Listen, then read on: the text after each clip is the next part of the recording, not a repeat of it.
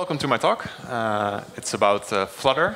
It's called Dart, I'm Your Flutter, because Flutter you write in Dart. And I'm a big Star Wars fan, so it's an obvious pun, of course. I am an Android developer, so most of the time I spend my day in Kotlin code. But I've started looking into cross-platform frameworks quite some time ago, and then I heard about Flutter, which was a new project by Google, and I started looking into that about a year and a half ago and following how the project goes.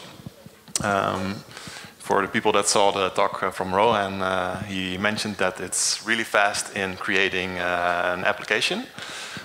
So we'll test that by, I created a workshop to learn how to create an app.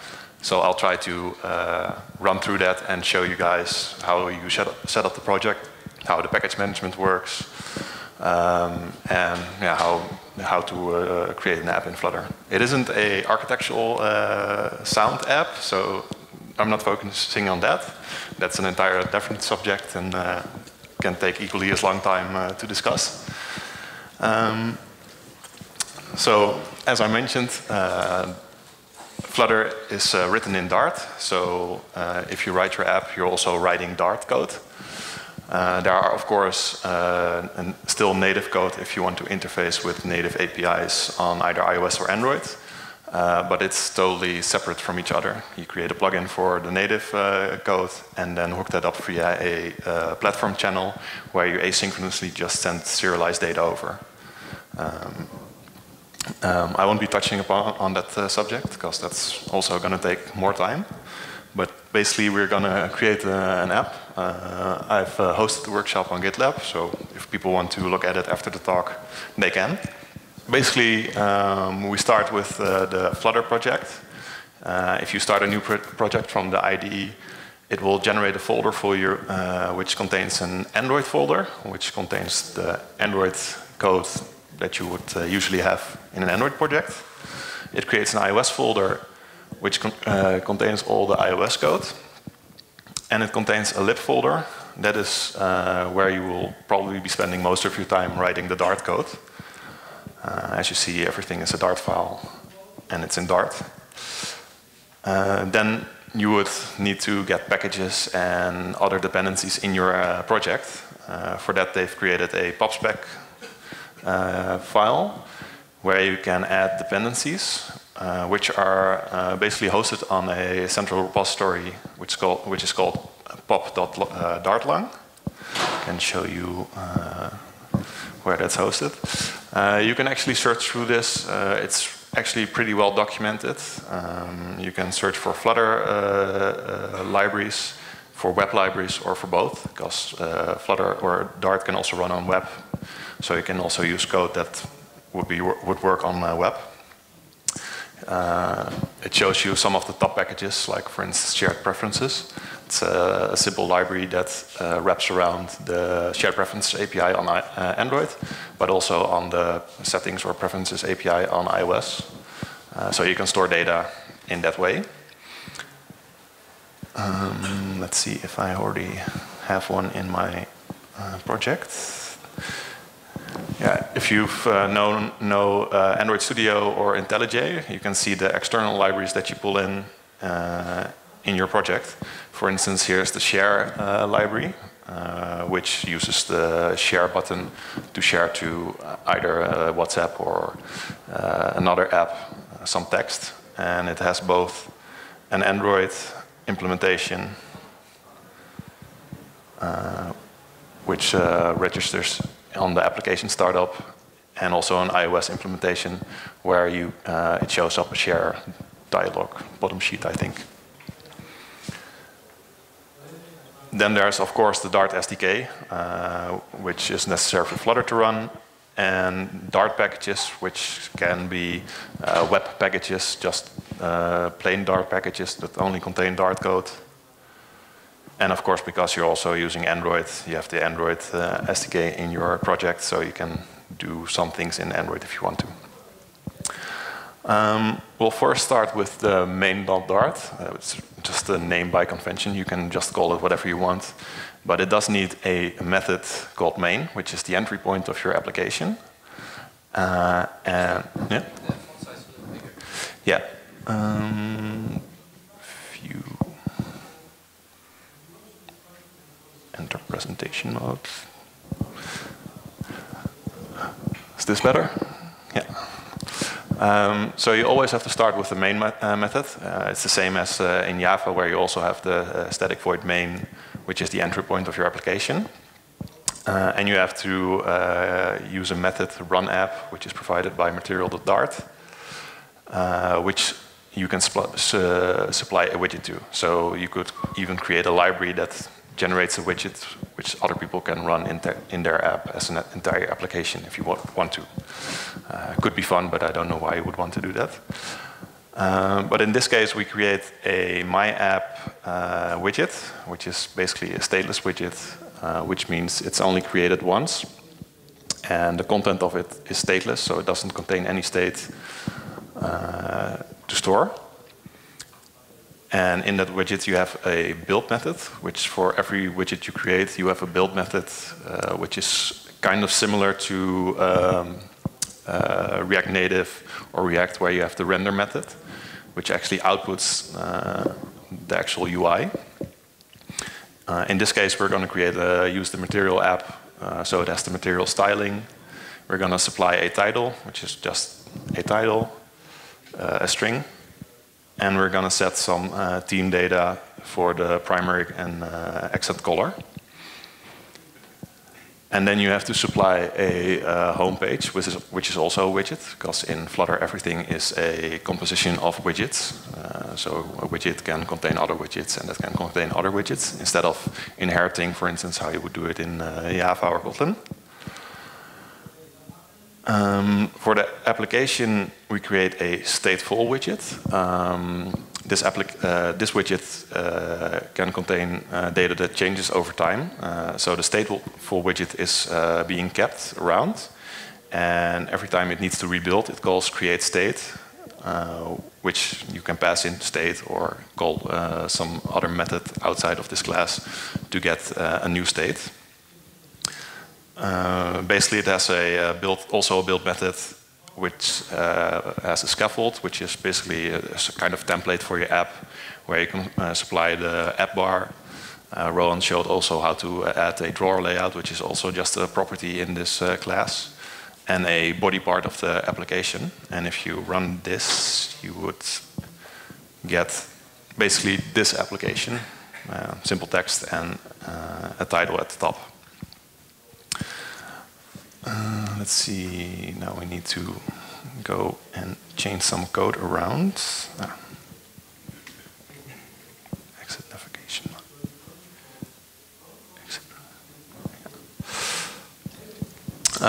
So the application we're going to create is a movies app that downloads Star Wars movies from the moviedatabase.org. They supply an API where you can get all information about movies and actors and reviews and stuff like that. So what we're first going to have to do is create an API request with an HTTP client, and then call that API, get some JSON, and then format that to something we can use in the application.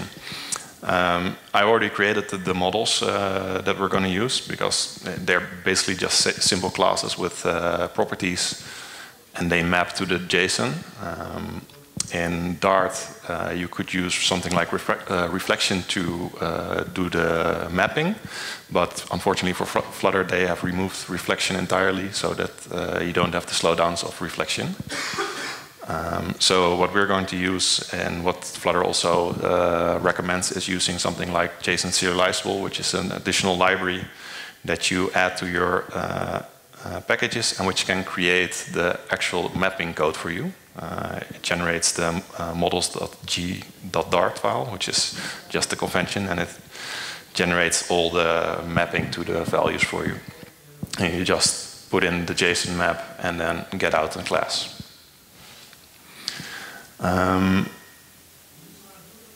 Here I already finished the API call. Everything in, you can use normal methods, which are void or can return a type, but you can also return futures for creating async code. So if you don't want to wait on the results of an API request, you don't want to block the UI, you create a future, and then once that returns, you get the result back. It kind of looks a bit like maybe coroutines from Kotlin, or async and await from JavaScript. Basically what we do is we get an HTTP client, which is a basic Dart package, put in the headers that we want, have an endpoint, some query parameters, and then the response that we get back, we're going to convert that string to a map of string and dynamic, because we don't know the contents of the types that we get back. So they get dynamically mapped to that, whatever we get back. You could use this map directly, like calling it with the key value based, and then hopefully expect if you get an int back, you know that it's an int, but it could also be a string. Kind of like how they do it on JavaScript, but it's better, I think, to make classes for that which are typed, that you know exactly what you get back and what you can expect. So here we do an API request, map the results to the movie search result collection, which is just a list of movie search results, which contains all the data like the title, original title, movie path for the images, the vote count, vote average, that if you want to show some additional information. The first step of the tutorial is doing the API request and then just outputting the results back to the log, so we can easily see what happens. So we just have to add the init state method, which is a method you get with every widget, every state object, where every time this class is created, it will call init state and execute the contents of this method. In it, we call the API client, which uses the future to call the API, and then when we get the result back, we just print it in the console. Somehow the console doesn't want to show up for me, but if I go to logcat, we can easily see it. So basically it just reinstalled the application and started.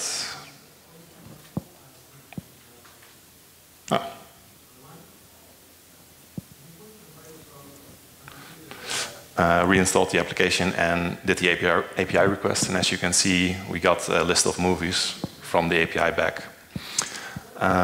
Well, this is not, of course, a really good app to use for users, so we're going to start creating a list for this. I'm going to use a grid view, so we have a grid of 2 columns with each the movie poster and title in it.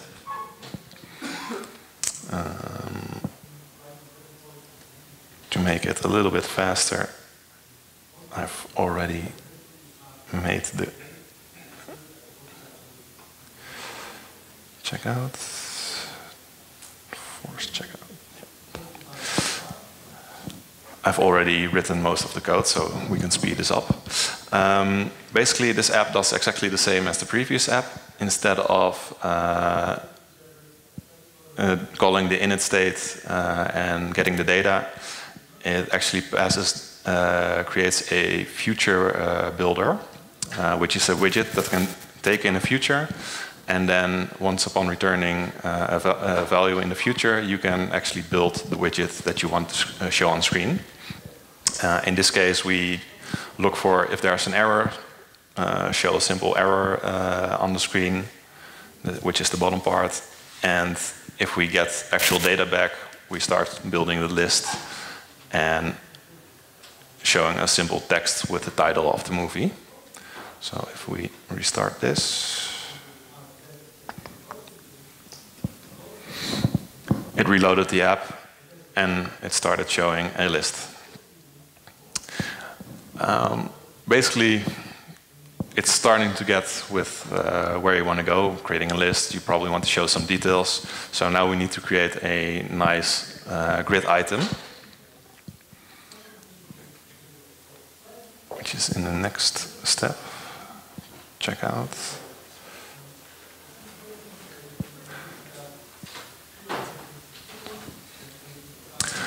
So basically we are still using the future builder, but instead we are looking at the results differently because there are different states the future can return.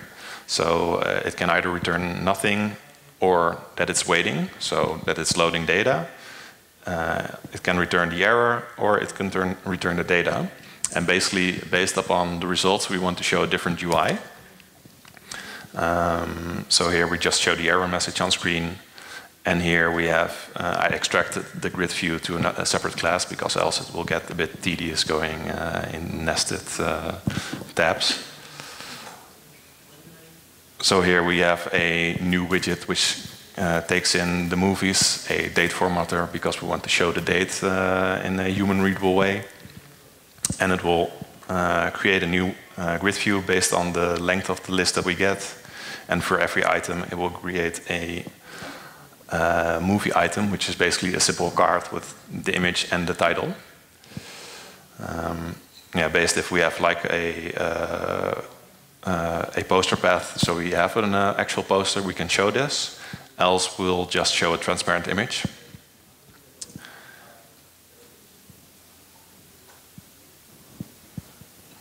So as you see, it now shows a loading spinner. It starts loading the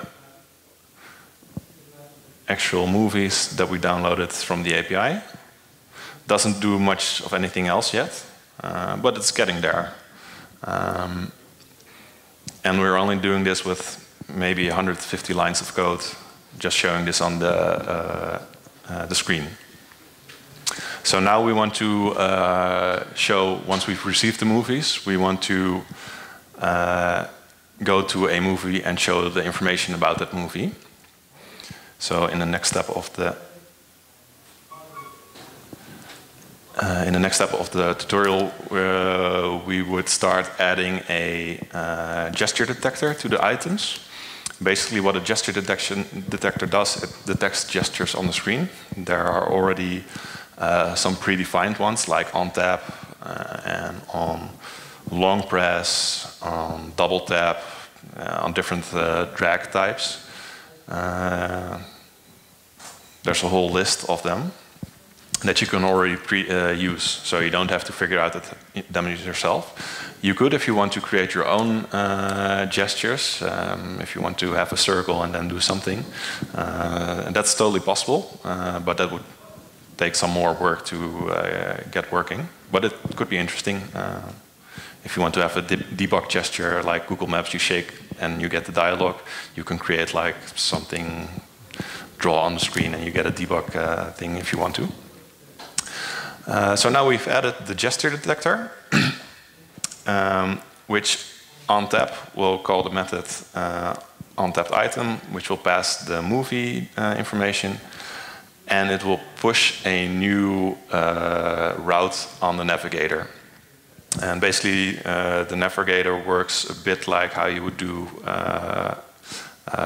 web application. You have a router and you can push new routes onto it to show them on the screen. And basically this does the same. It pushes a new route which will initialize a new widget to be drawn on the screen. For this I created a new class to keep it a bit separated, which has a movie page, which is the this part of the screen basically. And it will contain a header and below that the text and the movie title and some poster for it.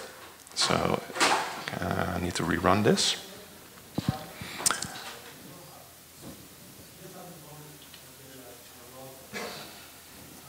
Luckily the internet is not as crappy as it was this morning, so it keeps on working. So basically we have an application that shows the movies. As you see, we have the nice transition animation that you would normally make with Android in the fragment transition or activity transition would sometimes be a pain to implement. Here it's only adding another widget. We have here the movie poster. I only have to wrap the image in a hero widget, pass in a tag, and in the next screen also wrap the movie poster in a hero widget, which contains the same tag, which in most cases would probably be the URL. And that's it. It took me nearly 5 seconds to add this to the application when I thought, hey, nice. And it works, no trouble. You can probably even change the curve animation or the timing of it with custom animations. Or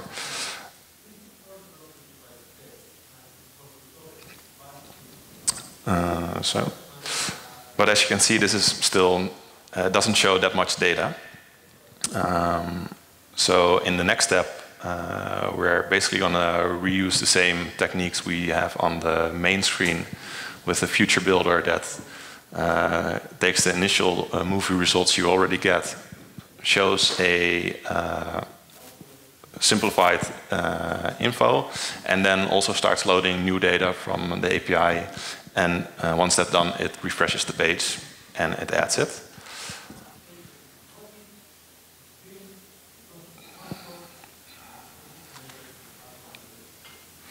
So, and if I rerun this, hopefully it will stay on the same page. No. For me, the hot reload doesn't want to work as it seems.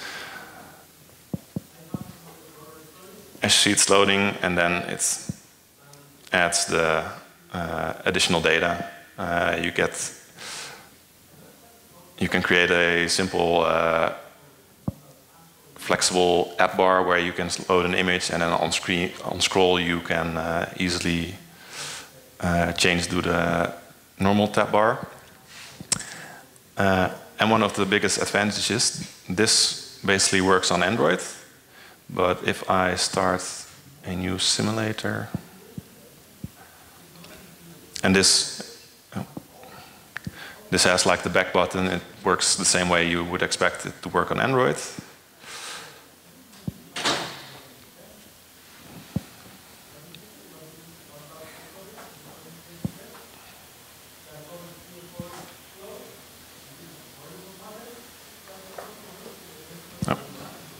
Pushing it to the wrong.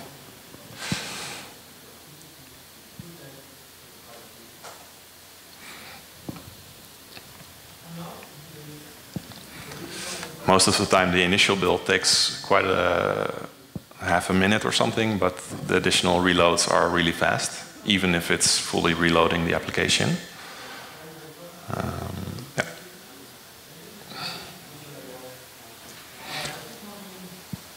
So this is the same application. As you notice, the back button is different. Let's see. You have the gesture for the back navigation, which in Android doesn't exist.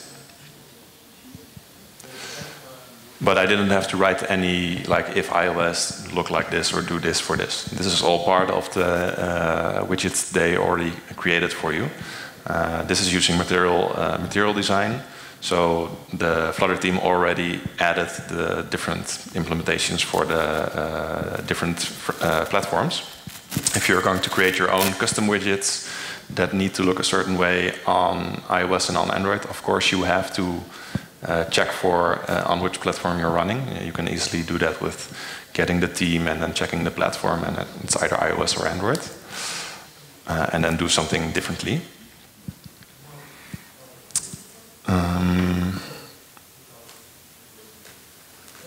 Let's see. Yeah, as you see, it's also showing the share button. Nowadays it takes quite a time to load the share dialog, but it simply shares a new message. Shares the text in a native way with how you would normally expect the behavior to be. And the same goes for on iOS.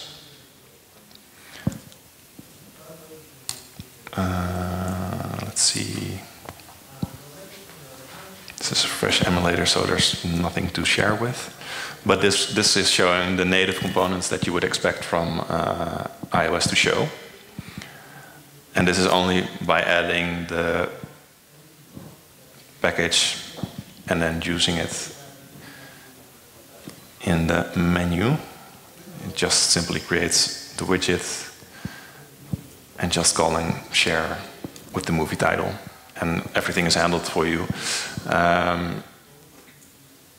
There are already a lot of libraries that provide some functionality of both iOS and Android. For instance, if you want to have the shared preferences, as I mentioned, maybe you're looking for some files on the file system, or if you want to use, for instance, Firebase, they've also got you covered with almost every service they use in Firebase. There's the SDK that you can use. But there's also third-party libraries like Cache Network Image, which basically caches the image for you, that you don't have to manually do that yourself. So it might not be as large as Android or as iOS, but it's already starting to have basic things that you can already use out of the box without having to look at it.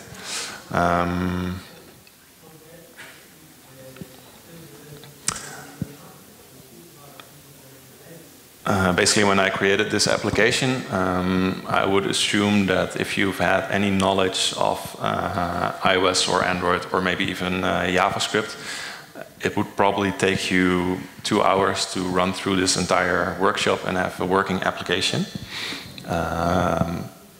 So it is very easy to get started with how to run an app, how to build the app in Flutter.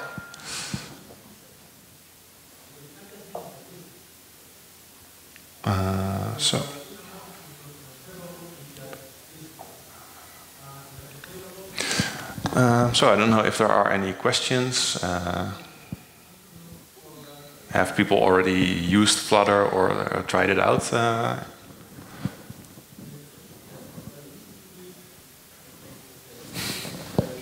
Yeah, are you in the front?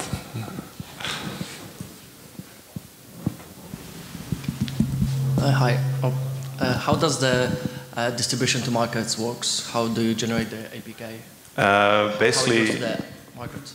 Yeah, basically the Flutter Framework provides you with a command line tool.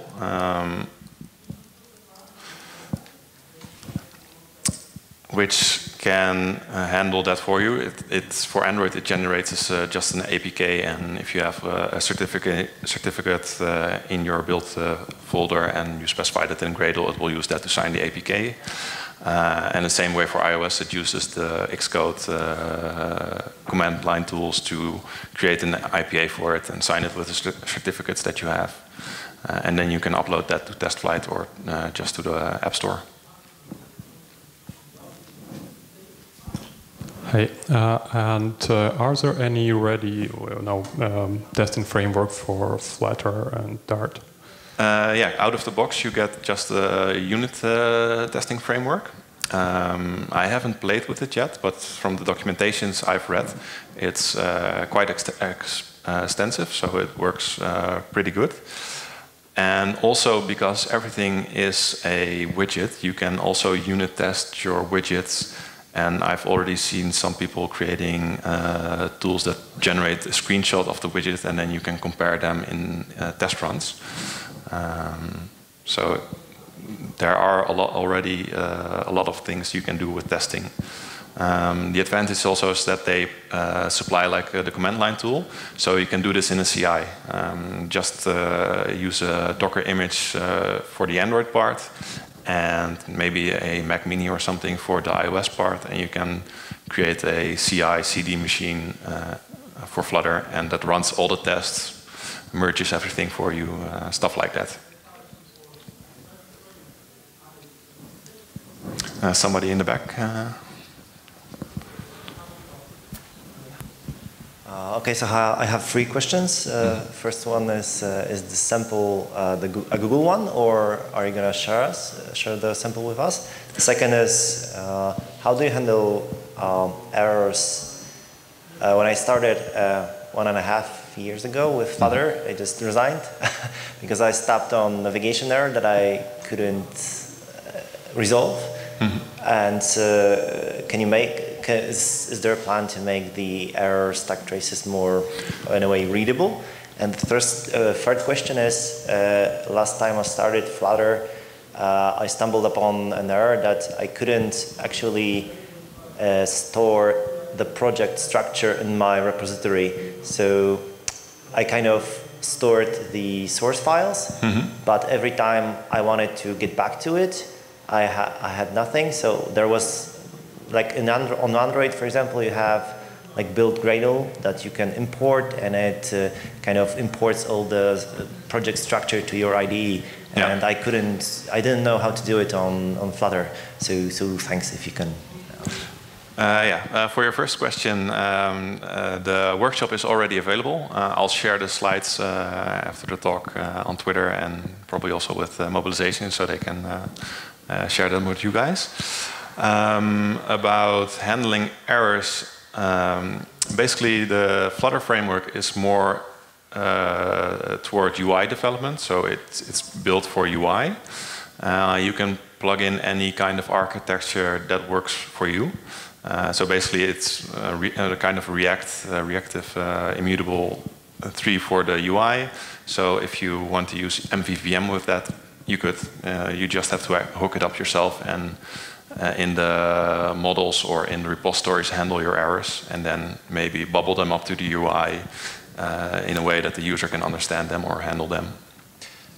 Well, I didn't mean like the MVVM stuff. I meant that when you store a Flutter project on a repository and you want to, for example, get a new guy to work with you, and is there a way that he can import the project and have all the, I don't know, emulator settings, compilation stuff? Because I found that if you join the project, a Flutter project, you have to manually set many things yourself in the IDE. Yeah, I think I noticed that issue too, I think half a year ago. That was hard if you already had a project and wanted to import it in the IDE. But I think they already fixed that. You can just open it in IntelliJ or in Visual Studio.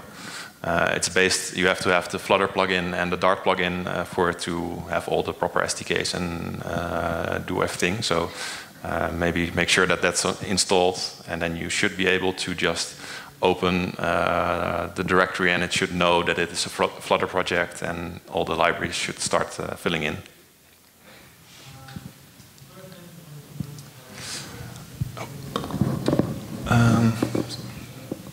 Are there more questions? Yeah, you in front.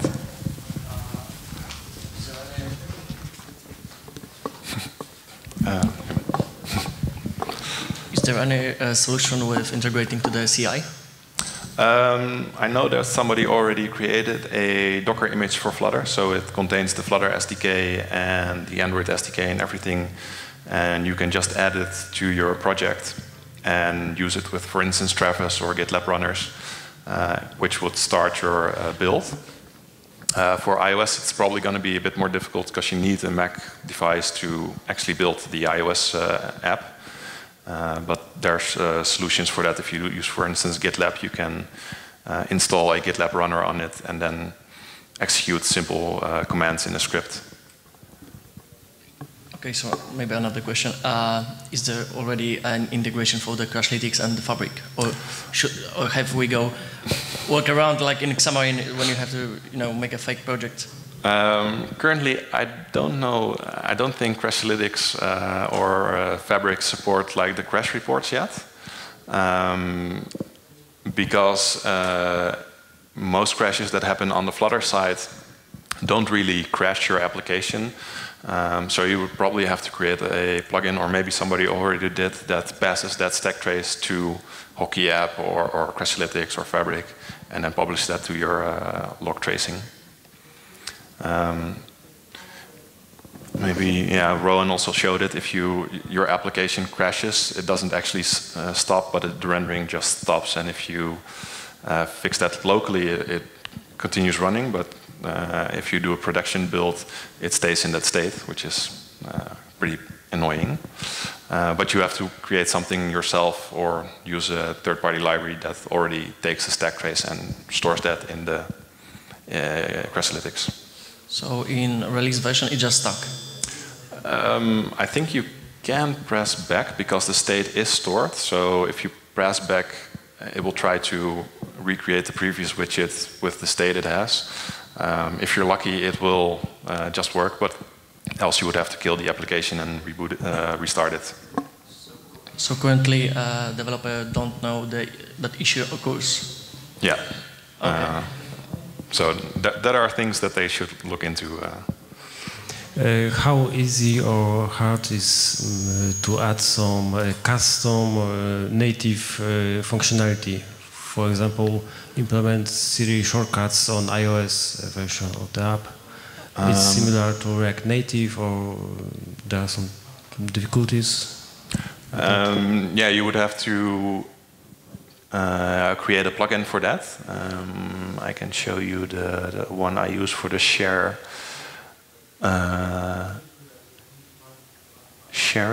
So I'm an Android developer, so I only know what the Android code does. Basically, here you get the register for all the plugins that Flutter has access to, and you have to register your own plugin. And basically, every time this method gets called, you check if it's for your method, and then get the data from the result, post it to the actual share method, which is simply an intent. I don't know if there's any iOS developer here that knows what happens here.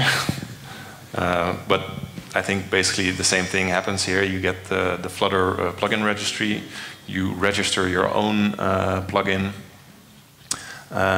check if it should handle the method call it's receiving, and then just doing the native code. For a shortcut, I don't know how they would actually implement this. But for other non-UI related stuff, it's relatively easy to do any processing in native land and then posting the results back to your Flutter application. For UI parts, I know there currently you could already overlay native elements on your Flutter screen, and also your Flutter views can be in your activities or in your other view controllers and only be part of the screen. But that does have some overhead, so it's not really the recommended way. I think you should do it. Maybe start either a new activity, which is only Flutter, and then post the results via an intent to a native activity, or just process it in the background.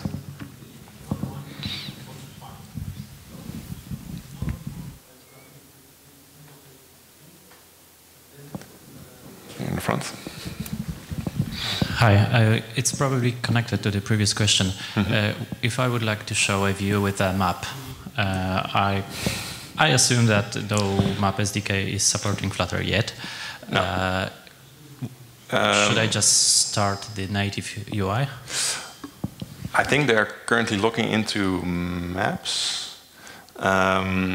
There are some implementations that already can show maps, but not in the native way. I think the map view is the one created by Flutter itself. Maybe they have a screenshot in it. This does show a native map, but I think they do it by overlaying it on the actual view and then keeping it in sync with your Flutter UI. But that is one of the downsides. So for instance, Maps doesn't work. I know I've seen an app that does work with video. So you can do video playback in Flutter, and it works actually pretty nice, no performance issues. But I understand that this is based on Google Maps. Yeah, this is Google Maps. Yeah. This is also maintained by AppTree. I think there was one also made by Google, but it is in pretty early stages, so it's not really ready for prime time yet. I do know there is an app that does maps, all the widgets.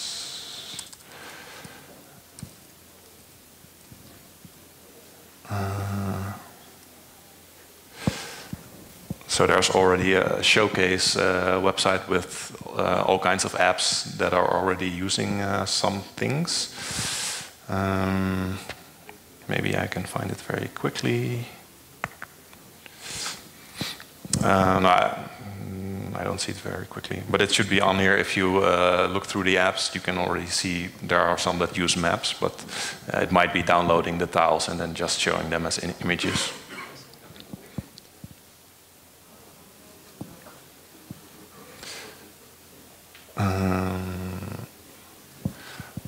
So basically we've just created a simple application which gets movie data, shows them to the user.